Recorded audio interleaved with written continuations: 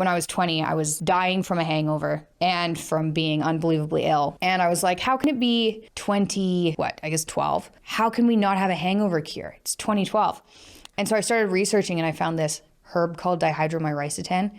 And I looked at the study, and it was a study done on rats. So what they did to these poor rats is they just pumped them full of alcohol. So they had rats that were pumped full of alcohol, and then the rats that were pumped full of alcohol and dihydromyricetin, and they ran tests on them. So one of the tests was you drop them in water and you see which one just gives up faster. So the rat that had alcohol and dihydromyricetin swam longer, significantly longer than the rat that was just drunk.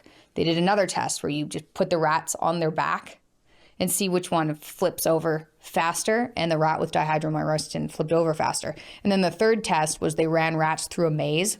So hungover rats will just kind of like shiver in a corner instead of going to get the cheese or whatever the treat is in the maze. And rats given dihydromyricetin, so rather than being hungover, they were hungover with dihydromyricetin, they weren't as shivery and scared, and they went to get the treat faster. So I read that study and I was like, well, that sounds like me when I'm hungover, shivering in a corner. I started trying to buy this dihydromyricetin, which was very difficult to find. And then I spent a couple of years figuring out what dose to take. Anyway, I've made it into a supplement called After Party, which is launching soon. So I do take that, but I only take it when I'm drinking. It helps break down acetaldehyde, which is the toxic byproduct of alcohol. And it works weakly on GABA. So part of what alcohol does is it desensitizes your GABA receptors. That's part of what it does, right? It floods your brain with some GABA, which makes you feel good.